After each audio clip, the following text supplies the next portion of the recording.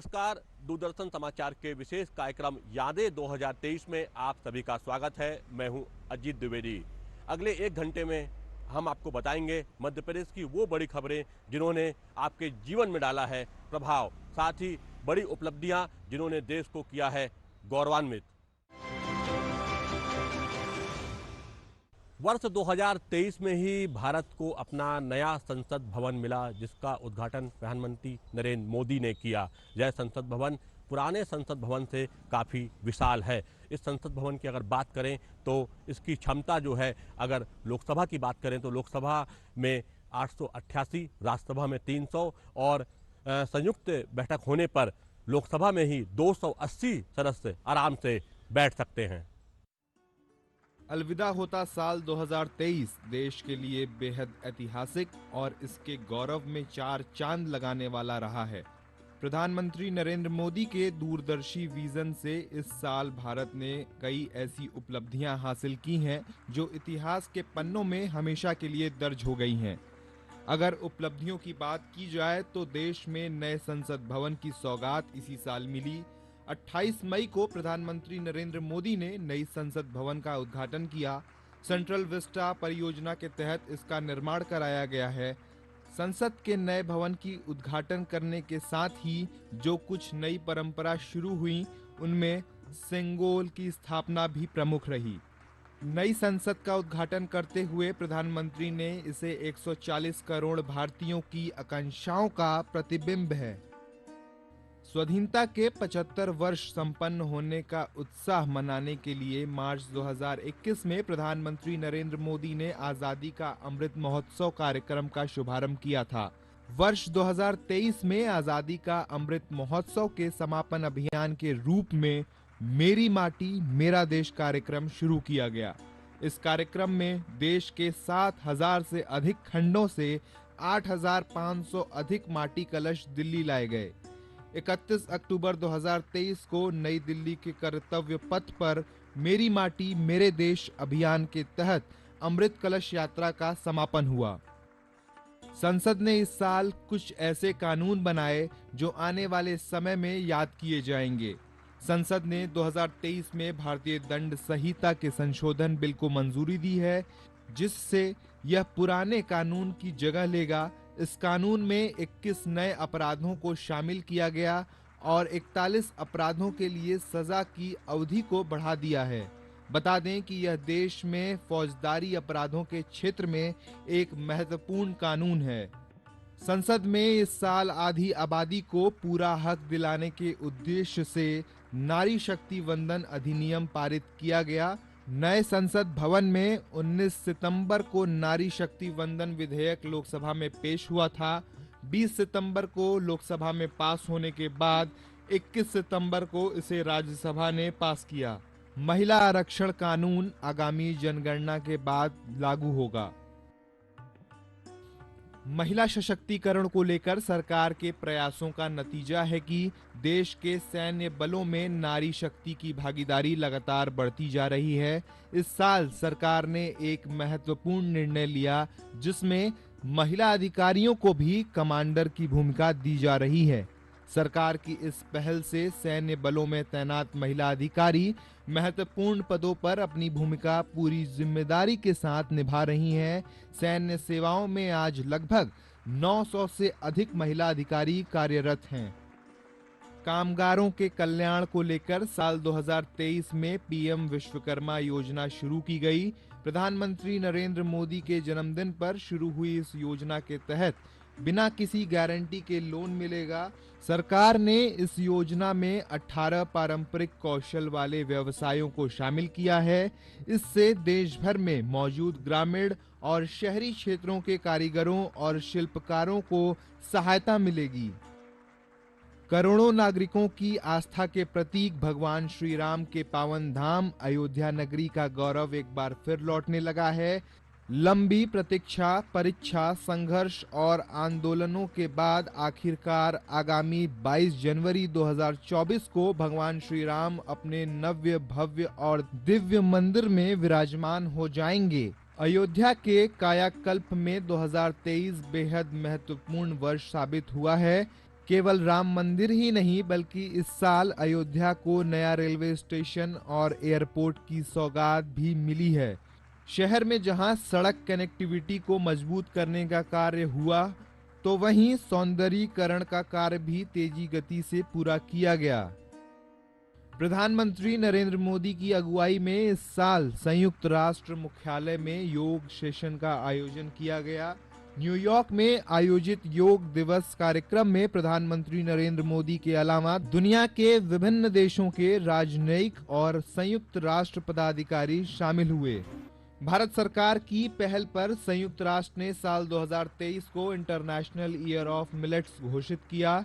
Millets यानी मोटे अनाज को भारत सरकार ने श्री अन्न का नाम दिया है। मिलेट्स का महत्व बताते हुए प्रधानमंत्री नरेंद्र मोदी ने कहा कि श्री अन्न या मोटे अनाजों में स्वास्थ्य और आरोग्यता की प्रचुरता है।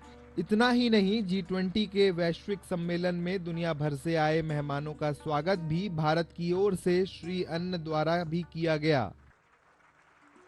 बीते साल रेलवे ने अनेक उल्लेखनीय उपलब्धियां हासिल की हैं। देश में वंदे भारत का परिचालन हो या रेलवे की सुविधाओं और नए रेलवे प्लेटफॉर्म का निर्माण, रेलवे ने सफलता के कई कीर्तिमान दर्ज किए हैं। पीएम नरेंद्र मोदी ने 6 दिसंबर को देश भर के 508 रेलवे स्टेशनों के पुनर्विकास की आधारशिला रखी थी। इसे रेलवे के कायाकल्प की दिशा में सबसे अहम कदम माना जा रहा है। इनके विकास पर 24,470 करोड़ रुपए की लागत आएगी। अमृत भारत स्टेशन रेलवे के विकास की कड़ी में मील का पत्थर साबित होंगे। साल के आखिरी माह में गुजरात के सूरत में दुनिया की सबसे बड़ी ऑफिस बिल्डिंग का उद्घाटन किया, तो वाराणसी में दुनिया के सबसे बड़े मेडिटेशन सेंटर सर्ववेद महामंदिर का उद्घाटन किया। उपलब्धियों के लिहाज से कह सकते हैं कि 2023 में देश के समग्र विकास को लेकर जो कदम उठाए गए हैं, उनके सकारात्मक परिणाम आगामी समय में देखने को मिलेंगे। Bureau report, DD news Bhopal.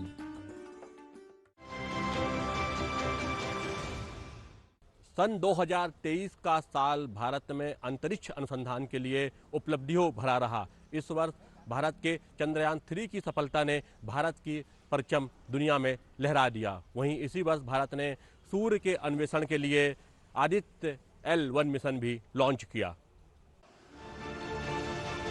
जी हाँ, आप अपनी स्क्रीन पे देख सकते हैं कि हम भारत के चंद्रयान 3 ने चांद की सतह पर सफल लैंडिंग कर इतिहास रच दिया। इसी के साथ भारत पहला देश बन गया जिसने चंद्रमा के दक्षिणी ध्रुव पर स्पेसक्राफ्ट को उतारा। इसके साथ ही ये सफलता हासिल करने वाला भारत दुनिया का चौथा देश बन चुका है। चंद्रयान 3 के सफल लैंडिंग से पहले पूरी दुनिया नजरें गड़ाए हुई थी। सफल लैंडिंग पर प्रधानमंत्री मोदी ने खुशी जताई और शुभकामनाएं देशवासियों को दी। प्रधानमंत्री मोदी ने कहा है कि जब हम ऐसे ऐतिहासिक क्षण देखते हैं तो हमें बहुत गर्व होता है। ये नए भारत का सूर्योदय है। चंद्रयान 3 को 14 जुलाई 2023 को सतीश धवन अंतरिक्ष केंद्र से लॉन्च किया गया था। अंतरिक्ष यान ने 5 अगस्त को चंद्र कक्षा में प्रवेश किया और लैंडर 23 अगस्त को दक्षिणी ध्रुव पर उतरा, जिससे भारत चंद्रमा पर सफलतापूर्वक उतरने वाला चौथा देश और चंद्रमा के दक्षिणी ध्रुव के पास सॉफ्ट लैंडिंग करने वाला पहला देश बन गया। सफलता की ये अमृत वर्षा हुई है।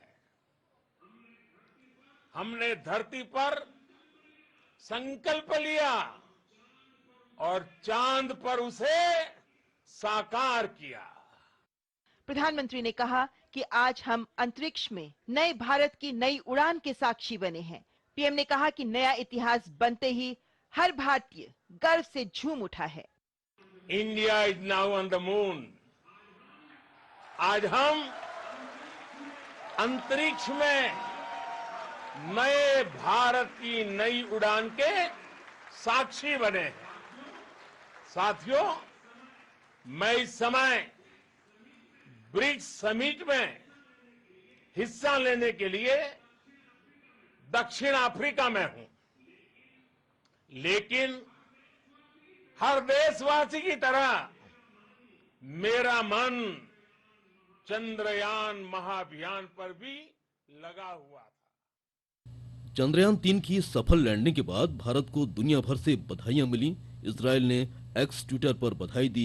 इजराइल ने ट्वीट करते हुए कहा कि चंद्रयान 3 की ऐतिहासिक सफलता पर भारत को हार्दिक बधाई। अंतरिक्ष अन्वेषण के प्रति आपका समर्पण वास्तव में प्रेरणादायक है और ये उपलब्धि विज्ञान और नवाचार के लिए एक और बड़ी छलांग है। वहीं नासा के चीफ बिल नेल्सन ने कहा कि चंद्रयान 3 की सफल लैंडिंग पर इसरो को बधाई। आपकी सफल चंद्रयान 3 चंद्र दक्षिणी ध्रुव लैंडिंग पर बधाई हो। इसरो चंद्रमा पर अंतरिक्ष यान की सफलतापूर्वक सॉफ्ट लैंडिंग करने वाला चौथा देश बनने पर भारत को बधाई। हमें इस मिशन में आपका भागीदार बनकर खुशी हो रही है। ब्रिटेन की स्पेस एजेंसी ने इसरो को बधाई देते हुए कहा कि इतिहास बन गया, इसरो को बधाई। वहीं अंतर्राष्ट्रीय मीडिया में भी चंद्रयान 3 की सफलता ने सुर्खियां बटोरी। New York Times, the Guardian, the Washington Post, France 24 और बीबीसी उन समाचार साइट्स में से थे जिन्होंने चंद्रमा के दक्षिणी ध्रुव के पास चंद्रयान 3 की ऐतिहासिक लैंडिंग की सराहना की। CNN ने कहा कि चंद्रयान 3 की चंद्रमा के दक्षिणी ध्रुव के सबसे करीब है। वहीं चंद्रयान 3 की सफलता को लेकर पूरे प्रदेश में उत्साह देखा गया। लोगों ने जगह जगह चंद्रयान की सफलता के लिए प्रार्थनाएं और विशेष अनुष्ठान किए। भोपाल में भी लोगों का उत्साह देखते ही बनता था। आंचलिक विज्ञान केंद्र में चंद्रयान 3 की लैंडिंग की लाइव स्ट्रीमिंग की गई और वैज्ञानिकों द्वारा इसे समझाया गया। बड़ी संख्या में स्कूली बच्चे इस कार्यक्रम को देखने के लिए शामिल हुए। चंद्रयान की सफलता के बाद लोगों का उत्साह देखते ही बनता था। लोगों ने हाथों में तिरंगा लिए भारत माता की जय और वंदे मातरम के जयकारे लगाते हुए जश्न मनाया। भारत का चंद्रयान 3 सफलतापूर्वक मून पर लैंड हो गया है। राजधानी भोपाल में भी बड़ी संख्या में बच्चे जो इसके प्रत्यक्षदर्शी बने। अंचलिक विज्ञान केंद्र में बच्चों ने यहाँ पर इस पूरे मूवमेंट को देखा। हमारे साथ यहाँ पर बच्चे हैं स्कूल के, उनसे बात करेंगे। कितना बड़ा मूवमेंट है ये देश के लिए, कितना प्राउड फील कर रहे हैं आप? मैं बहुत प्राउड फील कर रही हूँ। ये हमारी कंट्री के लिए बहुत गर्व का मौका है। मैं इसरो को बहुत कांग्रेचुलेट करना चाहूँगी और मैं पूरे देश को कांग्रेचुलेट करना चाहूँगी। आप बताइए कितना प्राउड मोमेंट है और साइंटिस्ट क्या आपको क्या इंस्पिरेशन मिला इससे? इससे हमें इंस्पिरेशन मिला कि हम अगर कोशिश करें तो हम बहुत सारे गोल्स अचीव कर सकते हैं और इसकी सॉफ्ट लैंडिंग से हमारे देश को भी बहुत ज़्यादा टेक्नोलॉजी। आज सेना के जवान भी इस पूरे मिशन के प्रत्यक्षदर्शी बने। उन्होंने देखा कि किस तरीके से चंद्रयान 3 ने जो है वो इतिहास रच दिया, भारत ने इतिहास रच दिया है। सर कितना गौरव का पल है एक सैनिक के रूप में आप देखते हैं? सर एक एज ए सोल्जर हम ऐसा महसूस आज प्राउड महसूस हो रहा है कि जैसे हमने कोई एक जंग पे फतेह किया हो। चंद्रयान 3 की सॉफ्ट लैंडिंग कर भारत चांद पर पहुंचने वाला चौथा देश बन गया। अमेरिका, यूएसएसआर और चीन के बाद भारत को ये उपलब्धि हासिल हुई। चंद्रयान 3 की सफलता ने भारत को अंतरिक्ष में जाने वाले देशों की अग्रिम पंक्ति में लाकर खड़ा कर दिया है। इस सफलता ने बहुपक्षीय संयुक्त अंतरिक्ष अभियानों के दरवाजे खोल दिए हैं। इसरो के उच्च विज्ञान कम लागत दृष्टिकोण ने देश के अंतरिक्ष कार्यक्रमों को किफायती लेकिन नए तरीकों से डिजाइन करने में मदद की है और सोचने के लिए मजबूर किया है कि विकासशील देशों को भी अपने हितों के लिए अंतरिक्ष कार्यक्रमों में निवेश करना चाहिए। चंद्रयान 3 की सफलता ने एक और जहां भारत का स्पेस साइंस रिसर्च का लोहा दुनिया में मनवाया, वहीं पूरी दुनिया अचंभित होकर भारत की तरफ देखती रही। इस सफलता ने एक और जहां भारत की प्रतिष्ठा दुनिया भर में स्थापित की, वहीं स्पेस साइंस के रिसर्च में नए द्वार भी खुले हैं। कैमरामैन विजय शर्मा के साथ अजीत द्विवेदी, डीडी न्यूज, भोपाल। मध्य प्रदेश के इंदौर में 8 से 10 जनवरी के बीच 17वें प्रवासी भारतीय दिवस सम्मेलन का आयोजन किया गया, जिसका शुभारंभ प्रधानमंत्री श्री नरेंद्र मोदी ने किया और जिसका समापन राष्ट्रपति द्रौपदी मुर्मू ने किया। साल 2023 की शुरुआत में 8 जनवरी से 10 जनवरी तक मध्य प्रदेश की आर्थिक राजधानी कहे जाने वाले इंदौर शहर में 17वें प्रवासी भारतीय दिवस सम्मेलन का आयोजन हुआ। करीब 66 देशों से प्रवासी भारतीय इंदौर पहुंचे थे। सम्मेलन का पहला दिन युवा प्रवासी भारतीयों पर केंद्रित रहा, जिसमें अमृत काल में युवा प्रवासी भारतीयों की भूमिका पर मंथन हुए। युवाओं पर केंद्रित पहले दिन युवा मामलों के केंद्रीय मंत्री अनुराग ठाकुर, विदेश मंत्री एस जयशंकर, मध्य प्रदेश के पूर्व मुख्यमंत्री शिवराज सिंह चौहान के अलावा विशिष्ट अतिथि के तौर पर ऑस्ट्रेलिया के वित्त मंत्री जानेटा मैस्करेनहास मौजूद रहे। पहले दिन कई देशों से भारतीय मूल के छात्रों ने भी शिरकत की। Now you all know that India has the largest diaspora in the world, and many would say the most talented.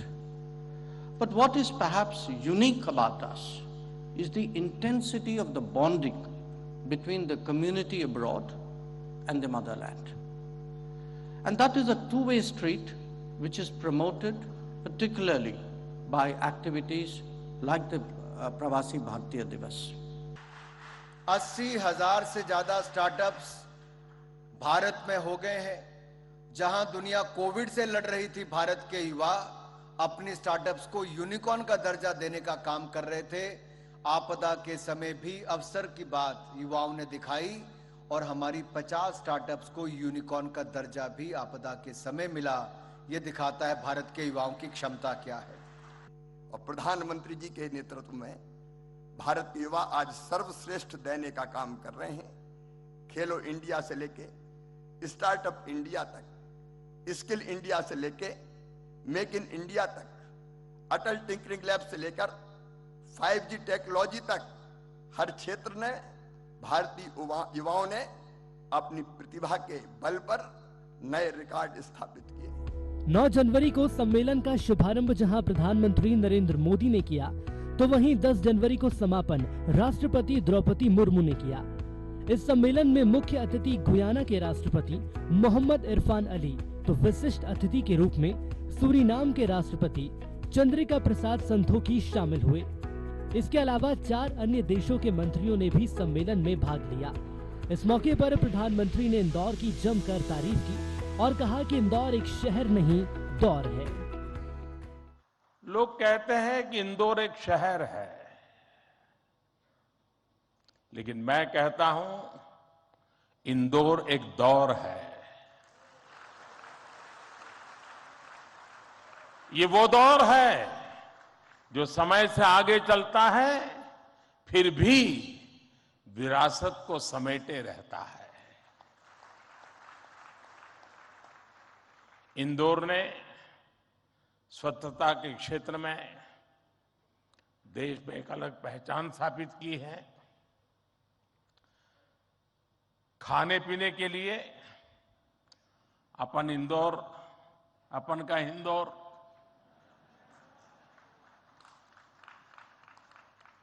अपन का इंदौर देश ही नहीं, पूरी दुनिया में लाजवाब है।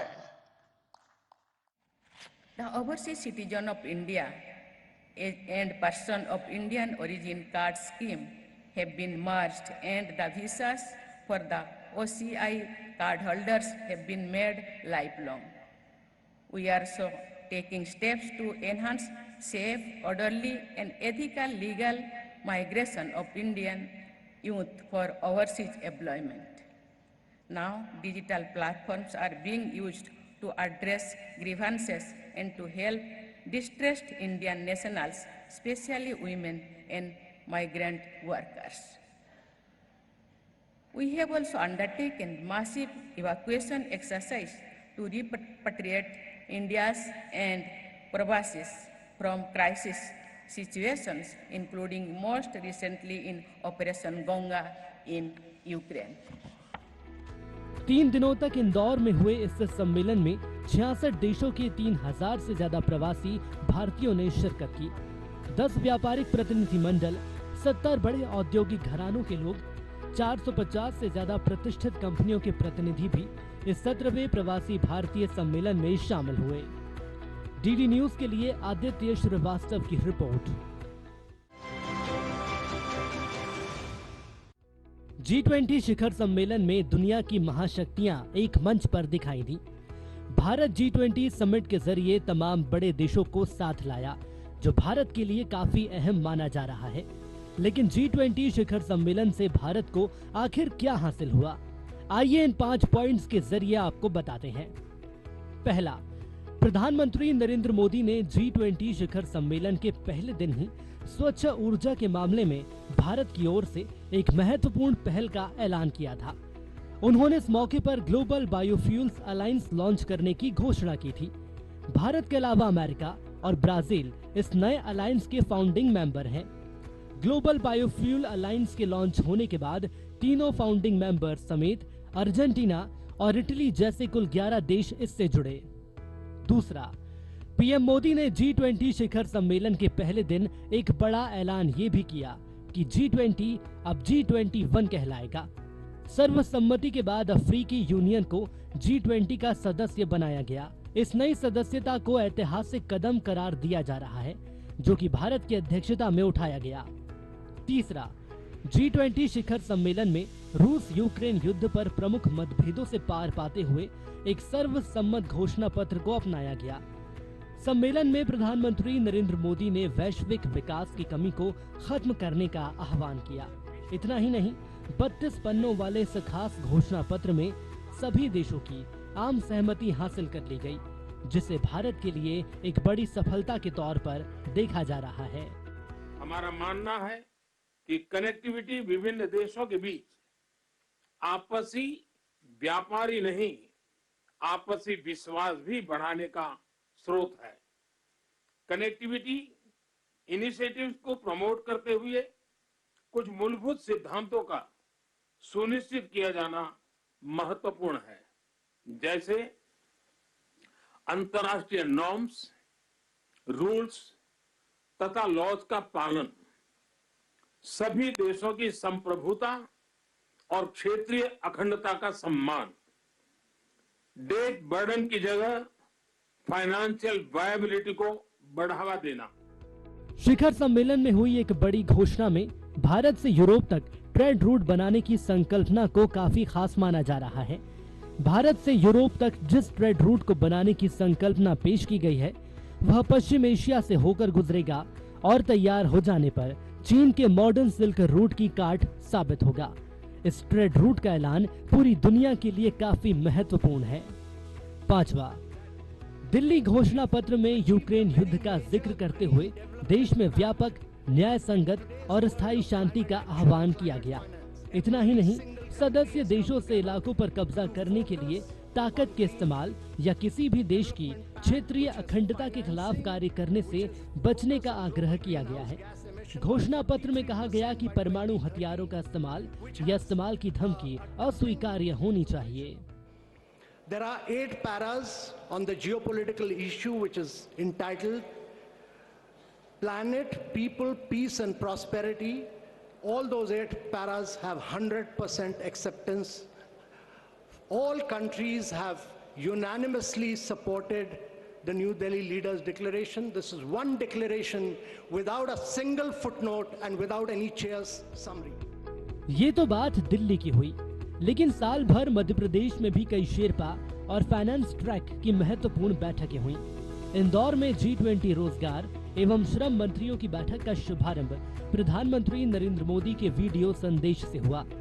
इस मौके पर पीएम मोदी ने कहा कि विश्व स्तर पर मोबाइल कार्यबल भविष्य में एक वास्तविकता बनने जा रहा है, इसलिए अब सही अर्थों में कौशल के विकास और साझाकरण को वैश्वीकृत करने का समय आ गया है। वहीं इस बैठक को केंद्रीय श्रम रोजगार मंत्री भूपेंद्र यादव ने भी संबोधित किया। मंत्री त्रिस्तरीय इस बैठक के दौरान 20 द्विपक्षीय वार्ता भी हुई। इस बैठक में G20 देशों और आमंत्रित देशों के करीब 30 श्रम और रोजगार मंत्रियों समेत 165 डेलीगेट्स शामिल हुए। रोजगार कार्य समूह में जिन 3 प्रमुख मुद्दों सामाजिक सुरक्षा का सतत वित्त पोषण, गिग और प्लेटफॉर्म अर्थव्यवस्था तथा सामाजिक सुरक्षा और वैश्विक कौशल अंतराल को संबोधित करना था, जिस पर जोधपुर, गुवाहाटी, जिनेवा में मंथन हो चुका था। बैठक के बाद विदेशी मेहमानों का रात्रि भोज इंदौर के विश्व प्रसिद्ध 56 दुकान पर रखा गया, जहां उनको मालवा के एक से बढ़कर एक व्यंजनों का स्वाद चखाया गया। इस दौरान मेहमानों ने मांडू के दीदार भी किए। वहीं फरवरी के महीने में इंदौर में G20 कृषि कार्य समूह की पहली बैठक हुई। 3 दिन की इस बैठक में 4 महत्वपूर्ण विषय खाद्य सुरक्षा और पोषण, टिकाऊ कृषि के लिए जलवायु आधारित दृष्टिकोण, समावेशी कृषि के लिए वैल्यू चेन और खाद्य प्रणाली के अलावा कृषि परिवर्तन के लिए डिजिटलीकरण पर चर्चा हुई। 3 दिनों तक चली इस बैठक में मेहमानों को पहले दिन जहां हेरिटेज वॉक के दौरान इंदौर का राजवाड़ा, गोपाल मंदिर आदि घुमाया गया, तो वहीं दूसरे दिन धार जिले के ऐतिहासिक पर्यटन स्थल मांडू के दीदार करवाए गए। इस बैठक में सिर्फ G20 देशों से ही नहीं बल्कि आमंत्रित देशों और राष्ट्रीय अंतर्राष्ट्रीय कृषि क्षेत्र से जुड़ी संस्थाओं के 86 डेलीगेट्स ने भाग लिया। उत्पादन से लेकर उपभोक्ता तक, फार्म टू फोक जो वैल्यू चेन है, कृषि को केवल हम देखते थे आगे, इससे पहले हम देखते थे एक तरह से उत्पादन की दृष्टि से या प्रोडक्शन सेंट्रिक अप्रोच, लेकिन अब एक वैल्यू चेन अप्रोच, क्योंकि वैल्यू चेन में कहीं भी अगर कोई वीकनेस रह गई तो पूरी वैल्यू किसान को नहीं मिलेगी, अन्य लोगों को नहीं मिलेगी। तो एक वैल्यू चेन लेकर कैसे हम कृषि को सुदृढ़ कर सकते हैं, विशेष करके छोटे किसान को कैसे हम वैल्यू चेन में जोड़ें, अगर उसका उत्पादन होता है वैल्यू चेन में कैसे ठीक प्रकार से वो बिक्री कर पाए और साथ में लॉसेस भी कम हो। G20 संस्कृति कार्य समूह की पहली बैठक मध्य प्रदेश के खजुराहो में 22 से 25 फरवरी तक आयोजित की गई। बैठक में 4 प्रमुख विषयों पर विभिन्न सत्रों में चर्चाएं हुई। इस बैठक के दौरान G20 देशों से आने वाले डेलीगेट्स को न सिर्फ विश्व प्रसिद्ध खजुराहो के मंदिरों के दीदार करवाए गए बल्कि पन्ना टाइगर रिजर्व की जंगल सफारी भी करवाई गई। इस बैठक में संस्कृति से जुड़े 4 महत्वपूर्ण विषयों पर चर्चा हुई। वो 4 विषय थे: सांस्कृतिक संपदा का संरक्षण और बहाली, एक सतत भविष्य के लिए जीवित विरासत का दोहन, सांस्कृतिक और रचनात्मक उद्योगों का प्रचार और रचनात्मक अर्थव्यवस्था और संस्कृति के संरक्षण और संवर्धन के लिए डिजिटल तकनीकों का लाभ उठाना। इस बैठक के दौरान उन 25 मूर्तियों की प्रदर्शनी G20 देशों के डेलीगेट्स के लिए आकर्षण का केंद्र रही, जिनको भारत सरकार के अथक प्रयास से विदेशों से भारत लाया गया। खजुराहो में 2 दिनी G20 इंफ्रास्ट्रक्चर वर्किंग ग्रुप की चौथी बैठक हुई। इस बैठक में शहरों के आधारभूत ढांचे को मजबूत करने को लेकर कई महत्वपूर्ण विषयों पर मंथन हुआ। इस बैठक की अध्यक्षता वित्त मंत्रालय ने की, तो सह अध्यक्ष ब्राजील और ऑस्ट्रेलिया थे। इस वर्किंग ग्रुप की पिछली 3 बैठकों में जिन विषयों पर चर्चा हुई थी, उन्हीं को खजुराहो में आगे बढ़ाया गया। वो विषय थे: कल के शहरों का समावेशी, लचीला और टिकाऊ बनाना, शहरी बुनियादी ढांचे में निजी निवेश को बढ़ाना और शहरों द्वारा निजी और वाणिज्यिक वित्त को जुटाना। पहले दिन बैठक से इतर एक अन्य सत्र में शहरी आधारभूत ढांचे के लिए निजी क्षेत्र के निवेश को आकर्षित करने पर चर्चा हुई। इसके अलावा G20 के सहयोगी कार्य समूह की विभिन्न बैठकें भी मध्य प्रदेश के विभिन्न जगहों अमरकंटक, भोपाल, इंदौर आदि में हुई। G20 की बैठकों ने दुनिया को भारत को विविधता, संस्कृति, खानपान, कला से भी रूबरू करवाया। DD न्यूज के लिए आदित्य श्रीवास्तव की रिपोर्ट।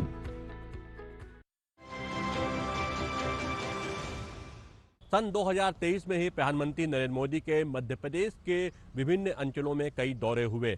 इन दौरों में प्रधानमंत्री ने एक ओर जहां तमाम विकास की परियोजनाओं का लोकार्पण किया, वहीं कई सौगातें भी मध्य प्रदेश को दी। प्रधानमंत्री नरेंद्र मोदी की प्राथमिकताओं में मध्य प्रदेश हमेशा से रहा है। प्रधानमंत्री मोदी ने बीते वर्ष भी मध्य प्रदेश के कई दौरे कर राज्य को अनेक सौगातें दी।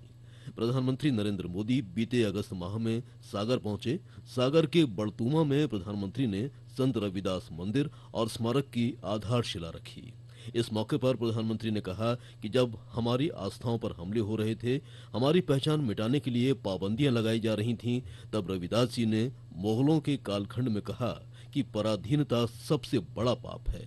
जो पराधीनता को स्वीकार कर लेता है, जो लड़ता नहीं है, उससे कोई प्रेम नहीं करता। मैं विश्वास से कहता हूं कि आज मैंने शिलान्यास किया है, 1-1.5 साल के बाद मंदिर बन जाएगा तो लोकार्पण के लिए भी मैं जरूर आऊंगा। और संत रविदास जी मुझे यहां अगली बार आने का मौका देने ही वाले हैं। इससे पहले प्रधानमंत्री नरेंद्र मोदी वर्ष 2023 के अप्रैल माह में भी प्रदेश के दौरे पर पहुंचे। ये उन्होंने प्रदेश की राजधानी भोपाल के रानी कमलापति स्टेशन से भोपाल दिल्ली वंदे भारत ट्रेन को हरी झंडी दिखाई। वहीं जून महीने में प्रधानमंत्री ने भोपाल जबलपुर और भोपाल इंदौर वंदे भारत ट्रेन को हरी झंडी दिखाकर रवाना किया। प्रधानमंत्री नरेंद्र मोदी ने मध्य प्रदेश के दौरे पर रीवा में बीते मई महीने में आयोजित पंचायती राज सम्मेलन में भी शिरकत की। प्रधानमंत्री ने यहां 2,300 करोड़ रुपए के रेल प्रोजेक्ट्स और 7,853 करोड़ रुपए की 5 नल जल योजनाओं का शिलान्यास और लोकार्पण किया। इसके अलावा 3 ट्रेनों को वर्चुअली हरी झंडी भी दिखाई। वहीं बीते वर्ष जुलाई महीने में उन्होंने शहडोल दौरे पर राष्ट्रीय सिकल सेल एनीमिया उन्मूलन मिशन 2047 को भी लॉन्च किया। साथ ही एक क्लिक से 3.5 करोड़ हितग्राहियों को डिजिटल आयुष्मान कार्ड भी बांटे। ये आयुष्मान कार्ड दिया जा रहा है। आज आपको जो कार्ड मिला है, अस्पताल में उसकी कीमत 5 लाख रुपए के बराबर है। आपके पास एक कार्ड होगा तो कोई आपको इलाज के लिए मना नहीं कर पाएगा, पैसे नहीं मांग पाएगा। और ये हिंदुस्तान में कहीं पर भी आपको तकलीफ हुई और वहां के अस्पताल में जाके ये मोदी की गारंटी दिखा देना, उसको वहां भी आपको इलाज करना होगा। वहीं सागर के बीना में बीते 14 सितंबर को प्रधानमंत्री ने Bharat petroleum corporation limited refinery में 50,000 करोड़ रुपए की लागत से बनने वाले पेट्रोकेमिकल प्लांट की आधारशिला रखी। सभा स्थल से ही प्रधानमंत्री ने 1,800 करोड़ रुपए के इंडस्ट्रियल प्रोजेक्ट्स का वर्चुअली शिलान्यास किया। इसमें नर्मदापुरम के ऊर्जा एवं नवकरणीय ऊर्जा उत्पादन प्रक्षेत्र, आईटी पार्क 3 और 4, Indore, mega industrial park Ratlam और 6 इंडस्ट्रियल पार्क शामिल थे। आज जो बीना रिफाइनरी में पेट्रोकेमिकल कॉम्प्लेक्स का शिलान्यास हुआ है, वो भारत को ऐसी चीजों के उत्पादन में आत्मनिर्भर बनाने का काम करेगा। बीते वर्ष अक्टूबर में प्रधानमंत्री नरेंद्र मोदी मध्य प्रदेश की धार्मिक नगरी चित्रकूट भी पहुंचे। यहां प्रधानमंत्री ने चित्रकूट के जानकी कुंड परिसर में स्थित नए सुपर स्पेशलिटी अस्पताल का शुभारंभ किया। साथ ही अरविंद भाई मफतलाल की समाधि स्थल पर श्रद्धा सुमन अर्पित किए। Bureau report, DD news, Bhopal. सन 2023 में ही राष्ट्रपति द्रौपदी मुर्मू मध्य प्रदेश के दौरे में आई, जहां पर जबलपुर में उन्होंने हाई कोर्ट के नए भवन का उद्घाटन किया। साथ ही स्मार्ट सिटी कॉन्क्लेव के कार्यक्रम में इंदौर में शामिल हुई। देखते हैं हमारी ये खास रिपोर्ट। राष्ट्रपति द्रौपदी मुर्मू ने बीते वर्ष सितंबर माह में इंदौर के ब्रिलियंट कन्वेंशन सेंटर में इंडिया स्मार्ट सिटीज अवार्ड प्रतियोगिता 2022 के विजेताओं को सम्मानित किया। राष्ट्रपति द्रौपदी मुर्मू ने कहा कि मुझे खुशी है कि इंदौर ने भारत के सबसे स्वच्छ शहर के रूप में अपना स्थान बनाए रखा है और अब स्मार्ट सिटी में भी सबसे ऊपर है। नेशनल स्मार्ट सिटी अवार्ड में इंदौर को पहला स्थान मिला, सूरत को दूसरा स्थान और आगरा को तीसरा स्थान मिला। सर्वश्रेष्ठ राज्य अवार्ड में मध्य प्रदेश को पहला स्थान मिला। सर्वश्रेष्ठ राज्य अवार्ड में तमिलनाडु को दूसरा, जबकि राजस्थान और उत्तर प्रदेश को तीसरा स्थान प्राप्त हुआ। इंदौर ने भारत के सबसे स्वच्छ शहर के रूप में अपना स्थान बनाए रखा है। अब तो इंदौर देश की स्मार्ट सिटी में भी सबसे ऊपर है। मैं इंदौर के सभी निवासियों, जनप्रतिनिधियों, प्रशासन के अधिकारियों, केंद्र सरकार से संबंध विभागों तथा अन्य सभी स्टेक होल्डर्स की सराहना करती हूँ। उनकी कर्तव्यनिष्ठा के परिणाम स्वरूप प्रदर्शन की विभिन्न श्रेणियों में इंदौर प्रथम स्थान पर है। India smart cities award contest 2022 में मध्य प्रदेश द्वारा बेस्ट स्टेट का गौरव प्राप्त करने पर मैं राज्य के सभी निवासियों को, राज्यपाल की, मुख्यमंत्री जी के और उनकी पूरी टीम को हार्दिक बधाई और शुभकामनाएं देती हूँ। वहीं अपने मध्य प्रदेश दौरे पर सितंबर माह में राष्ट्रपति द्रौपदी मुर्मू ने जबलपुर में 460 करोड़ रुपए से बनने वाले हाईकोर्ट के नए भवन का शिलान्यास किया। मुख्य कार्यक्रम जबलपुर के ट्रिपल ITDM के ऑडिटोरियम में हुआ। Madhya Pradesh high court chief justice Ravi Malimath ने पुष्पगुच्छ और स्मृति चिन्ह भेंट कर राष्ट्रपति का स्वागत किया। जस्टिस शील नागू ने राज्यपाल को पुष्पगुच्छ भेंट कर उनका अभिनंदन किया। इस दौरान राष्ट्रपति द्रौपदी मुर्मू ने कहा कि महिलाओं का सशक्तिकरण देश के लिए आवश्यक है। राजनीति में 33% महिला आरक्षण क्रांतिकारी कदम है। उन्होंने कहा कि अभी सुप्रीम कोर्ट में सिर्फ 9% और हाई कोर्ट में सिर्फ 14% महिला जज हैं। प्रसन्नता हो रही है कि इस भवन में महिला अधिवक्ताओं के लिए भी एक अलग बार रूम प्रस्तावित है। मुझे विश्वास है कि ये व्यवस्था न केवल महिला अधिवक्ताओं के लिए बल्कि महिला वादकारियों के लिए भी सुविधाजनक होगी। महिलाओं का सशक्तिकरण एक समावेशी भारत के लिए अत्यंत आवश्यक है। पिछले सप्ताह ही संसद में महिलाओं के लिए केंद्र और राज्य के सदनों में 33% सीटें आरक्षण करने का अधिनियम पारित हुआ है। मुझे विश्वास है कि महिलाओं के राजनीतिक सशक्तिकरण के ये पहल अत्यंत क्रांतिकारी होगी। इससे पहले राष्ट्रपति द्रौपदी मुर्मू का इस वर्ष पहला दौरा जनवरी महीने में हुआ था। राष्ट्रपति मुर्मू 10 जनवरी को इंदौर आई थीं। इंदौर में आयोजित प्रवासी भारतीय सम्मेलन के समापन वाले दिन 10 जनवरी को आई थीं। कार्यक्रम के दौरान राष्ट्रपति मुर्मू ने दुनिया के देशों में बसे प्रवासी भारतीयों में 27 प्रवासियों के विभिन्न क्षेत्रों में योगदान के लिए उन्हें सम्मानित भी किया। Bureau report, DD news, Bhopal.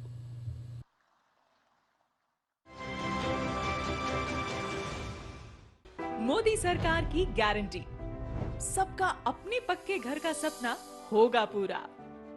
4 crore पक्के घरों का निर्माण, हमारा संकल्प विकसित भारत। मध्य प्रदेश के लिए साल 2023 सियासी मायनों में काफी अहम रहा। विधानसभा चुनाव से पहले केंद्र और राज्य सरकार ने अपनी योजनाओं के जरिए प्रदेश की जनता को खासा आकर्षित किया।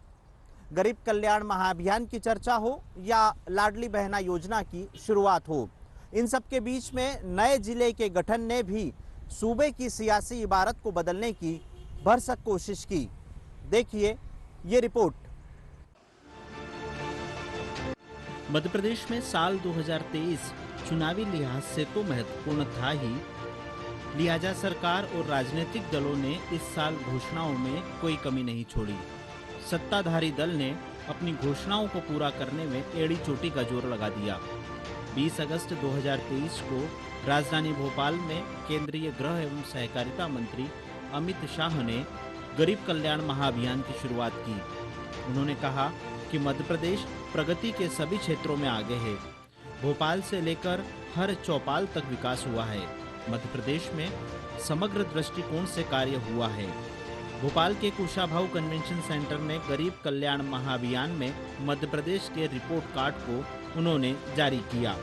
अमित शाह ने उस दौरान कहा था कि मध्य प्रदेश कभी बीमारू कहा जाता था, आज बेमिसाल विकास का राज्य कहा जाता है।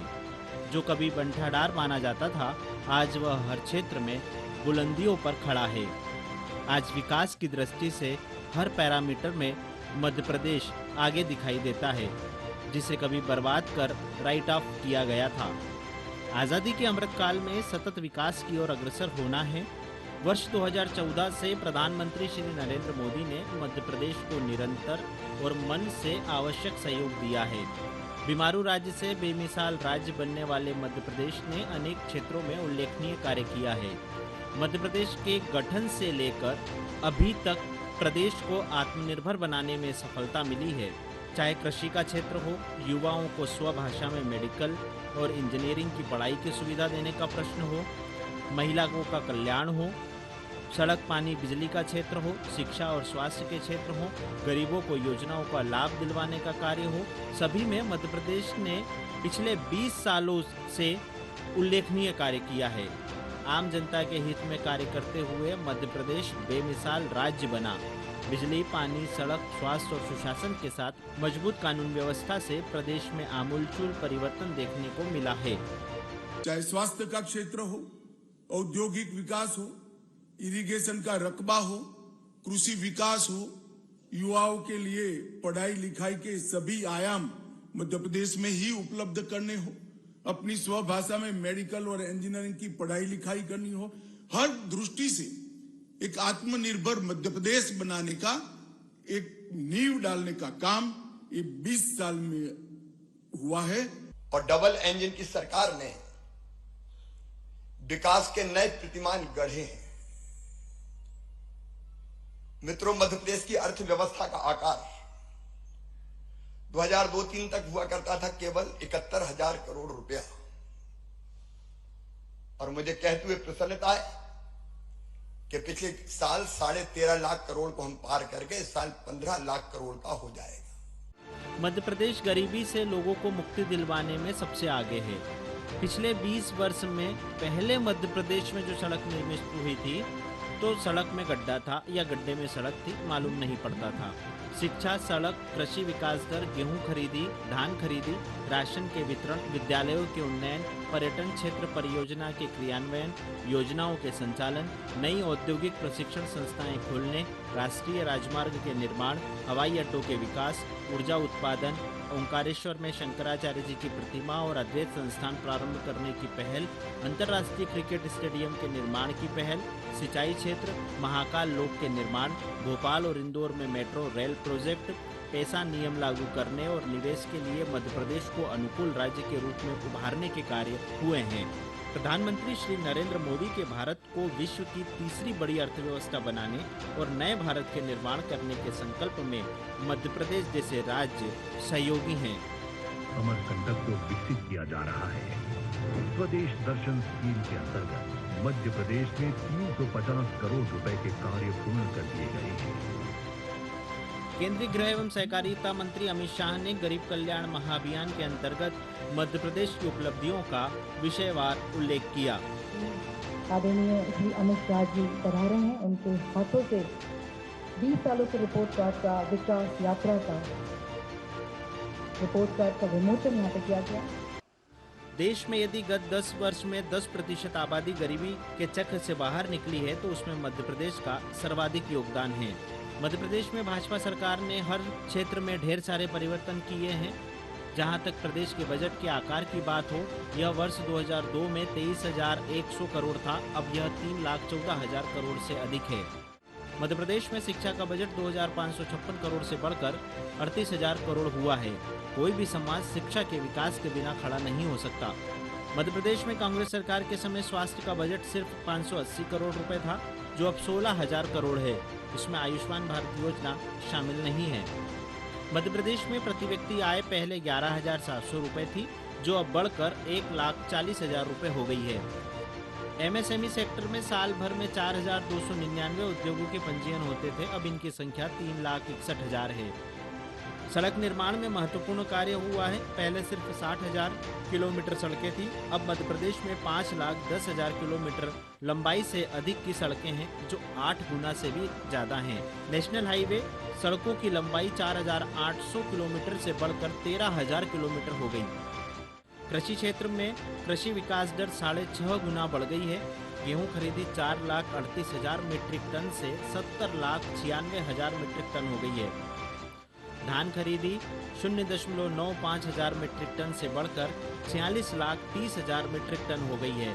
प्रदेश में 90 लाख से अधिक किसानों को 19,000 करोड़ रुपए से अधिक लाभ दिए गए हैं। प्रदेश में 90 लाख से अधिक किसानों को 19,000 करोड़ रुपए से अधिक लाभ दिए गए हैं। मध्य प्रदेश में निःशुल्क राशन वितरण का लाभ सिर्फ 52 लाख परिवारों को मिलता था, जो करीब 1.25 करोड़ से भी ज्यादा लोगों को अब मिल रहा है। मेडिकल कॉलेज में सीटें 620 थी, जो अब 4,000 से ज्यादा हैं। एकलव्य आवासीय आदर्श विद्यालय बिल्कुल नहीं थे, इनकी संख्या अब 63 है। आईटीआई की संख्या 159 से बढ़कर 1,514 हो गई है। प्रदेश की ऊर्जा क्षमता 29,000 मेगावाट से भी अधिक है। सिंचाई साधनों के विस्तार से 47 लाख हेक्टेयर से अधिक क्षेत्र सिंचित हो रहा है। प्रदेश में मेडिकल कॉलेज की संख्या 4 से बढ़कर 24 तक हो गई है। प्रदेश में जनजातीय समाज के हित में पैसा कानून लागू करने और जनजातीय संस्कृति दिखाने वाले संग्रहालय की स्थापना की जा रही है। मध्य प्रदेश औद्योगिक निवेश के लिए फेवरेट डेस्टिनेशन बना है। खंडवा जिले में ओंकारेश्वर में 2400 करोड़ रुपए लागत से विद्युत उत्पादन इकाई प्रारंभ की जा रही है। प्रदेश में अंतर्राष्ट्रीय क्रिकेट स्टेडियम के निर्माण की पहल हुई है। प्रदेश की आर्थिक विकास दर 16% से अधिक है। ये तो बात हुई गरीब कल्याण महाअभियान की। मध्य प्रदेश के तत्कालीन मुख्यमंत्री शिवराज सिंह चौहान ने मार्च 2023 में मध्य प्रदेश की महिलाओं के लिए लाडली बहना योजना की शुरुआत की थी। मध्य प्रदेश की 1,31,00,000 महिलाओं को इस योजना का सीधा लाभ मिलने लगा था। महिलाओं के विकास से जुड़ी प्रदेश की इस योजना ने उस समय प्रदेश के सियासी पारे में उफान ला दिया था।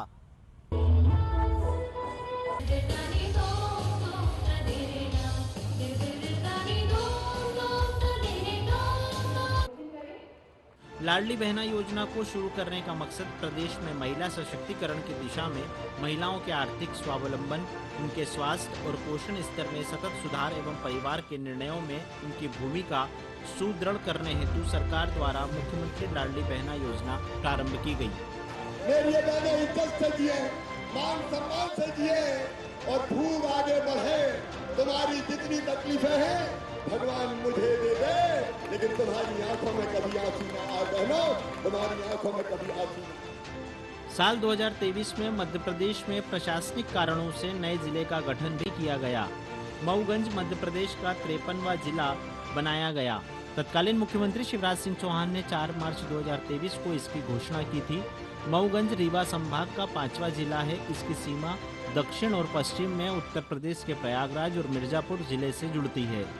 मऊगंज, नईगढ़ी, हनुमना और देवतालाब तहसीलों को मिलाकर मऊगंज को जिला बनाया गया। 15 अगस्त को तत्कालीन विधानसभा अध्यक्ष ने मऊगंज जिला मुख्यालय पर झंडा फहराया था। तो ये है साल 2023 में मध्य प्रदेश के विकास की इबारत। अपना मध्य प्रदेश विकास के नए आयाम गढ़ता रहे। कहते हैं ना, जीवन में असली उड़ान अभी बाकी है, हमारे इरादों का इम्तिहान अभी बाकी है। अभी तो नापी है बस मुट्ठी भर जमीन, अभी तो सारा आसमान बाकी है। कैमरा पर्सन विजय शर्मा के साथ आशीष मंगल सोनी, डीडी न्यूज, मध्य प्रदेश। मोदी सरकार की गारंटी, हर गरीब का मुफ्त इलाज। 55 करोड़ लोगों को दी हर साल 5 लाख रुपए तक के मुफ्त इलाज की निश्चिंतता। हमारा संकल्प, विकसित भारत। 2023 के विधानसभा चुनाव में भाजपा को मध्य प्रदेश में 230 में से 163 सीटें मिली। वहीं कांग्रेस पार्टी को 66 सीटों पर संतोष करना पड़ा और अन्य के खाते में सिर्फ 1 सीट गई है। अगर हम विधानसभा चुनाव के परिणामों के बाद की बात करें तो दोनों ही पार्टियों में बहुत बड़े बदलाव हुए। अगर हम सीएम चेहरे की बात करें तो सीएम चेहरा भारतीय जनता पार्टी ने इस बार डॉक्टर मोहन यादव को बनाया। वहीं कांग्रेस प्रदेश अध्यक्ष के रूप में कांग्रेस पार्टी को जीतू पटवारी मिले। 2018 के विधानसभा चुनाव में कांग्रेस मध्य प्रदेश में कुल 230 सीटों में से 114 सीटें जीतकर सबसे बड़ी पार्टी के रूप में उभरी थी और उसकी सरकार बनी थी। बीजेपी को उस साल 109 सीटें मिली थी। कमलनाथ के नेतृत्व वाली कांग्रेस सरकार सिर्फ 20 महीने ही चल पाई थी और उसके बाद फिर एक बार शिवराज सिंह चौहान के नेतृत्व में बीजेपी की सरकार बन गई। इस बार के विधानसभा चुनाव में ये माना जा रहा है कि कांग्रेस बीजेपी को कड़ी टक्कर देगी और शायद सरकार बनाने की स्थिति में आ जाए। लेकिन इन सब के उलट बीजेपी ने राज्य में एक बड़ी जीत हासिल की है। पिछले चुनाव में हारी हुई सीटों को जीतने के लिए बीजेपी ने चुनाव के करीब 100 दिन पहले नामों का ऐलान कर दिया। इससे प्रत्याशियों को चुनाव प्रचार के लिए न सिर्फ पर्याप्त समय मिला बल्कि जीत की रणनीति बनाने और रूठों को मनाने के लिए भी समय मिल गया। वहीं केंद्रीय गृह मंत्री अमित शाह ने राज्य के प्रत्येक मंडल में कार्यकर्ताओं के साथ बैठक की और उनकी टीम के नेताओं को जीत का साफ मैसेज दिया। मध्य प्रदेश में बीजेपी को प्रचंड बहुमत मिला है। कांग्रेस को पटकनी देकर बीजेपी सूबे में 163 सीटों पर काबिज हो गई है, जबकि कांग्रेस के खाते में सिर्फ 66 सीटें ही आई हैं। इस बड़ी जीत के पीछे बीजेपी का माइक्रो मैनेजमेंट है। दरअसल भारतीय जनता पार्टी ने करीब 100 दिन पहले यानी 17 अगस्त को अपने कैंडिडेट्स की पहली लिस्ट जारी की थी। पार्टी ने इतनी जल्दी नामों का ऐलान कर सभी को चौंका दिया था। हालांकि ये कदम रणनीति के तहत उठाए गए थे।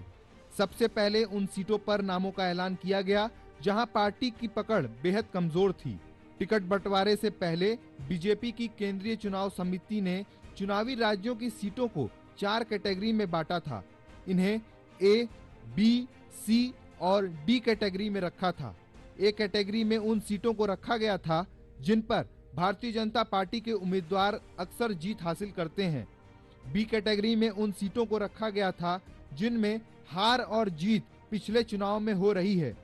सी कैटेगरी में उन विधानसभा क्षेत्रों को रखा गया था जिसमें पार्टी के उम्मीदवार 2 बार हार चुके हैं। जबकि बीजेपी के शीर्ष नेतृत्व ने डी कैटेगरी में उन सीटों को रखा जहां बीजेपी कभी नहीं जीती और जिन पर उनकी स्थिति काफी खराब रही है।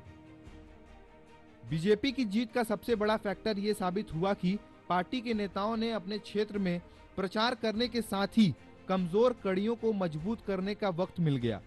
इसके साथ ही कैंडिडेट्स वोटर्स को ये यकीन दिलाने में भी कामयाब हो गए कि अगर वह चुनाव जीतते हैं और सुबह में भाजपा की सरकार आती है तो डबल इंजन की सरकार इस क्षेत्र का भरपूर विकास होगा, स्थानीय समस्याओं का समाधान किया जाएगा। इसके अलावा पीएम मोदी का चेहरा जीत की सबसे बड़ी गारंटी बन गया। प्रदेश अध्यक्ष जी सहित सभी मित्रों ने, संगठन के कार्यकर्ताओं ने सदैव मुझे सहयोग किया। कदम से कदम और कंधे से कंधा लेकर मिलाकर हम साथ चले। मैं आभारी हूं प्रदेश की अपनी जनता का, जिन्हें मुझे दूसरा माना ही नहीं, अपने बीच का ही कोई माना। नतीजों से साफ है कि भारतीय जनता पार्टी को मध्य प्रदेश की जनता ने फिर से मौका देकर कांग्रेस को सिरे से नकारा है और जनता ने अपने विश्वसनीयता और जन कल्याणकारी योजनाओं के माध्यम से 2023 विधानसभा चुनाव को अपने पक्ष में किया। नतीजों से साफ है कि भारतीय जनता पार्टी को मध्य प्रदेश की जनता ने फिर से मौका देकर कांग्रेस को सिरे से नकारा है और जनता में अपने विश्वसनीयता और जन कल्याणकारी योजनाओं के माध्यम से 2023 विधानसभा चुनाव को अपने पक्ष में किया, जिसके वजह से भारतीय जनता पार्टी को मध्य प्रदेश में कुल 230 विधानसभा सीटों में से 163 सीटों पर एक बड़ी जीत मिली है। 2023 मध्य प्रदेश विधानसभा चुनाव के रिजल्ट ने यह साबित कर दिया है कि जनता ने कांग्रेस को सिरे से नकार दिया है और भारतीय जनता पार्टी पर एक बार फिर से विश्वास जताया है। कैमरामैन विजय कुमार शर्मा के साथ श्रेयस द्विवेदी, दूरदर्शन न्यूज भोपाल। मध्य प्रदेश में करारी हार के बाद कांग्रेस ने अपने संगठन में बड़ा फेरबदल किया है, जहां उसने मालवा के जीतू पटवारी को प्रदेश कांग्रेस का अध्यक्ष बनाया है। वहीं कांग्रेस प्रभारी के रूप में जितेंद्र सिंह को नियुक्त किया है। मध्य प्रदेश कांग्रेस ने विधानसभा चुनाव में हार के बाद संगठन में बड़ा बदलाव किया है। प्रदेश अध्यक्ष पद से कमलनाथ को हटा दिया गया है। कमलनाथ की जगह राहुल गांधी के करीबी जीतू पटवारी को एमपी कांग्रेस का अध्यक्ष नियुक्त किया गया है। वहीं कांग्रेस ने एमपी में नेता प्रतिपक्ष और उपनेता की भी नियुक्ति कर दी है। गंधवानी से विधायक उमंग सिंघार को नेता प्रतिपक्ष बनाया गया है। वहीं भिंड विधानसभा से विधायक हेमंत कटारे को उपनेता प्रतिपक्ष बनाया गया है। जीतू पटवारी इस बार राऊ विधानसभा सीट से अपना चुनाव हार गए हैं। जीतू पटवारी को प्रदेश अध्यक्ष घोषित कर कांग्रेस ने युवा वोटर्स को साधने की कोशिश की है। जीतू पटवारी की छवि राज्य के तेज तर्रार नेताओं में होती है। बड़ी बात यह है कि जीतू पटवारी दिग्विजय सिंह और कमलनाथ खेमे के नहीं हैं। मध्य प्रदेश में मिली करारी हार के बाद से ही अटकलें लगाई जा रही थीं कि कांग्रेस मध्य प्रदेश में बदलाव कर सकती है। यह नियुक्तियां तत्काल प्रभाव से की गई हैं। मध्य प्रदेश में इस बार विधानसभा चुनाव कमलनाथ के नेतृत्व में लड़ा गया था, लेकिन पार्टी की करारी हार हुई थी। कमलनाथ को 2018 विधानसभा चुनाव से पहले प्रदेश अध्यक्ष घोषित किया गया था। उसके बाद 2018 में कांग्रेस को जीत मिली थी, लेकिन सिंधिया के पार्टी छोड़ने के बाद कांग्रेस की सरकार गिर गई थी। कमलनाथ अपनी सरकार को बचाने में सफल नहीं हुए थे। कांग्रेस ने उमंग सिंघार को नेता प्रतिपक्ष बनाया है। उमंग सिंघार भी राहुल गांधी के करीबी हैं। उमंग सिंघार और दिग्विजय सिंह के रिश्ते अच्छे नहीं हैं। उमंग सिंघार ने दिग्विजय सिंह पर कई आरोप लगाए थे। वहीं कमलनाथ के साथ भी उनके रिश्ते ठीक नहीं हैं। कांग्रेस ने इस बार दोनों दिग्गज नेताओं की पसंद को दरकिनार करते हुए युवाओं को मौका दिया है। कांग्रेस के इस संगठन में फेरबदल के बाद यह देखना दिलचस्प होगा कि आने वाले समय में कांग्रेस कितनी मजबूती से लोकसभा चुनाव में अपने ताकत का प्रदर्शन जनता के बीच करती है। 2023 मध्य प्रदेश चुनाव परिणामों के बाद कांग्रेस नेतृत्व ने मध्य प्रदेश में संगठन में कई सारे बदलाव किए हैं, कई सारे नए चेहरों को उतारे हैं। अब देखना यह है कि ये नए चेहरे, ये नया संगठन कितना कामगार रहता है कांग्रेस पार्टी के लिए आने वाले समय में। कैमरामैन विजय कुमार शर्मा के साथ श्रेयस द्विवेदी, दूरदर्शन न्यूज, भोपाल। हमारे इस खास कार्यक्रम यादें 2023 में बस इतना ही। आप सभी को नव वर्ष की मंगल कामनाएं। दीजिए अनुमति। नमस्कार।